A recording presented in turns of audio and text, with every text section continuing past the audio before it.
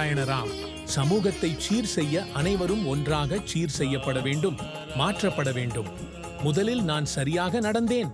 நம்மை பார்த்து மற்றவரும் தானாகவே முன்னேறி சரியாக நடக்கிறார்கள்.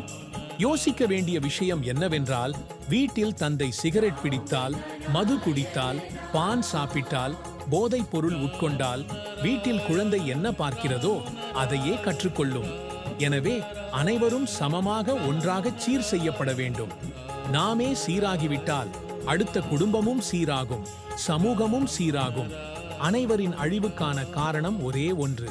அது நம்முடையது, நம்முடையது, நம்முடையது மட்டுமே. இதிலிருந்து மீண்டும் மீண்டும் வந்து சேரும் ஒரு கருத்து என்னவென்றால், அது மனிதனின் சொத்துரிமை. மனிதனின் சொத்துரிமை பூமியில் இருக்கும் வரை நல்ல மதம் வராது, நல்ல மனிதன் வராது, நல்ல சமூகம் உருவாகாது, பூமியிலும் மாற்றம் வராது. சீர் செய்ய முதலில் மனிதன் சீராக வேண்டும், விவேகத்திற்குட்பட்டிருக்க வேண்டும், விவேகத்தின்படி நடக்க வேண்டும். நான் யார், எங்கே இருந்து வந்தேன், எங்கே போவேன், இறந்த பிறகு என்ன கொண்டு போவேன் என்பதை குறித்து சிந்தனையும் தியானமும் சாத்தியமான சிந்தனையும் சரியாக இருக்க வேண்டும். டிரான்ஸ்லேஷன்: சீர்திருத்தத்திற்காக ஒருவர் சீராகி விடுவார் என்றால், நீங்கள் அனைவரும் தேவதைகள், தெய்வங்களை ஏன் வழிபடுகிறீர்கள்? ஏனெனில் அவர்கள் சீர்திருத்தம் செய்தார்கள். முனிகள், ரிஷி முனிகள் சீர்திருத்தம் செய்தார்கள். ஒவ்வொரு மதத்திலும் மூதாதையர்கள் சீர்திருத்தம் செய்தார்கள். அவர்கள் வழிபாட்டாளர்களும் சீராகிவிட மாட்டார்களா? நாம் யாரை கேட்கிறோம்? ராம்ஜி, கிருஷ்ணஜி, சிவபெருமான் போன்றவர்கள். அவர்கள் நல்லவர்கள். அதனால் நாங்கள் அவர்களை போற்றுகிறோம். நாம் அவர்களை வழிபடுவோம். ஆனால் அவர்களின் கொள்கைகளையும் அர்ஷங்களையும் செயல்களையும் விட்டுவிட்டு நாமே அழிவின் பாதையில் செல்கிறோம், பிறரையும் அழிக்கிறோம். இதற்கு காரணம் என்னவென்று எப்படி விளக்கமளிக்க முடியும்? நாம் அனைவரும் சூரியனுக்கு விரல் காட்டினாலும் சூரியனுக்கு என்ன பாதிப்பு வரும்? ஆகையால் பூஜை, வழிபாடு, மதக்கிரியைகள், கோயில், மசூதி, தேவாலயம் ஆகியவற்றை விட்டுவிடுங்கள். உங்கள் உடலே கோயில், உங்கள் உடலே மசூதி, உங்கள் உடலே தேவாலயம். உங்கள் உடலே ஒரு உயிருள்ள கோயில், நடமாடும் கோயில், பேசும் கோயில். அதில் நாம் உயிருடன் இருக்கிறோம். கோயிலில் சென்று இரவில் வாழ முடியாது. நாள் முழுவதும் மனம் எங்கோ அலையும். ஆனால் இரவும் பகலும் உடலுக்குள் தான் நிலைத்திருக்கும். எனவே உடலே மிக பெரும் முக்கியமானதும் தேவையானதும் ஆகும். உடலை நேசி, உன்னை நேசி. நீ உனக்கு நண்பனாக இரு, உனக்கே மதிப்பளி. அப்போதுதான் சமூகத்தில் மாற்றம் வரும்.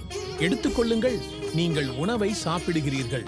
உணவை பார்த்து மனம் பார்க்கிறீர்கள், ருசி காண்கிறீர்கள்.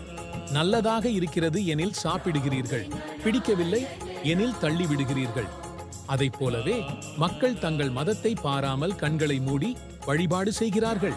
டிரான்ஸ்லேஷன்: மதம் நாம் உள்ளதே நம் சிந்தனையையும் நம் விவேகத்தையும் பிரதிபலிக்க வேண்டும். ஒரு சிறு குழந்தை அவன் தாயார் சமையல் செய்கிறதை பார்க்கும்போது குழந்தை தீயை தொட்டு பார்க்க முயற்சிக்கும். ஆனால் தீயின் சூடே அவனை தடுக்கிறது. அவன் விவேகம் அவனை தடுக்கிறது, வந்தே அடிப்பது என்று கூறுகிறது.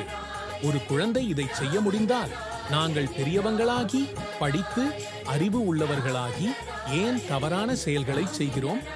எந்த செயலும் நமக்கு நன்மை தராமல் இருக்குமெனில் அந்த செயல்களை நாம் ஏன் செய்ய வேண்டும்? சிலர் இறைவனுக்கு பாலையும் தண்ணீரையும் ஊற்றுகிறார்கள். அது யாருக்காவது பயன் தருகிறதா? காட்சிப்படாதது என்னவென்றால், ஏற்கனவே நமக்கு எத்தனை கிராமங்களில் பாலே கிடைக்காத குழந்தைகள் இருக்கின்றன. நல்ல குடிநீர் கூட கிடைக்காத நிலை இருக்கிறது. உணவில்லாத இடத்தில் பாலே கிடைக்காத குழந்தைகளிடம் இது எல்லாம் கொண்டு கொடுத்து பாருங்கள், அவர்கள் எவ்வளவு மகிழ்ச்சி அடைவார்கள். இதை நாம் சேர்ந்து சரி செய்ய வேண்டும். பூமியில் 800 கோடி மக்கள் உள்ளனர். ஆனால் 1500 கோடி மக்கள் பூமியில் உரிமையை பெற்றுள்ளனர். இதை சரி செய்ய வேண்டும்.